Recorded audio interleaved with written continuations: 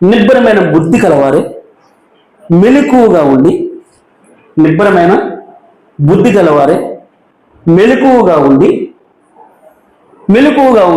మీ విరోధి అయిన అపవాది గర్జించి సింహము వలె ఎవరిని మృంగుదునా అని వెదికిచ్చి తిరుగులాడుచున్నాడు.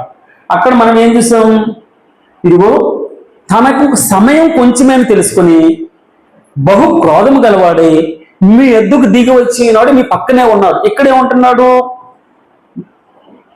నిబ్బరమైన బుద్ధి గలవారే, నిబ్బరం అంటే భయం లేకుండా, ఇంకో విధంగా స్థిరంగా మీరు బుద్ధి కలగవారై మెలకువగా అలర్ట్గా ఉండాలి.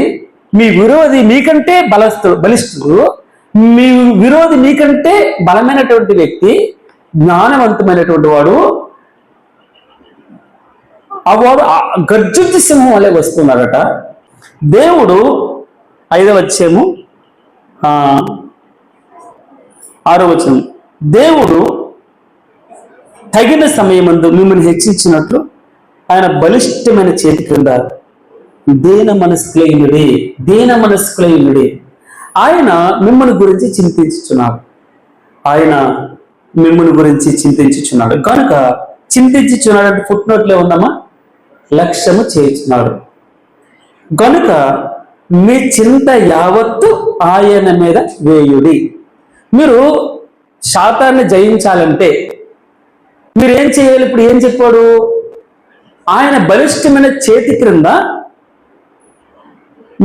మిమ్మును తగిన సమయం మంది మిమ్మల్ని హెచ్చించినట్లు ఆయన బలిష్టమైన చేతి క్రింద దేన మనస్కులై ఉండండి, అంటే అణిగిమణిగి ఉండండి. సూత్రం, ఫస్ట్ ప్రిన్సిపల్. దాని తర్వాత మీ చింత ఆయన మీద వేయుడి. మీ చింత యావత్తు అంటే ఏంటో తెలుసమ్మా? అన్ని ఆయనకి చెప్పేయండి. మీ చింతలన్నీ ఆయన మీద వేసేయండి.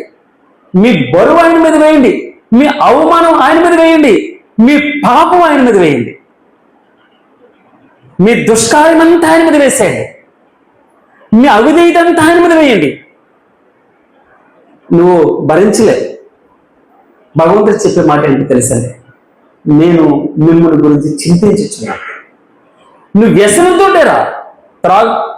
త్రాగుడు అలవాటు ఉందా? సిగరెట్ అలవాటు ఉందా? లేకపోతే వేరే తప్పుడు ఆలోచనలు ఉన్నాయా? అలాగే ప్రభు దగ్గరికి వచ్చి పడిపో, ఆయన పాదాల దగ్గర పడిపోయి. నీ చింత, కష్టం ఉందా? అప్పు ఉందా? సమస్యలు ఉందా? ఆయన ప్రార్థన ఆలకించేవాడు. ఆయన నిన్ను పట్టించుకుంటాడండి.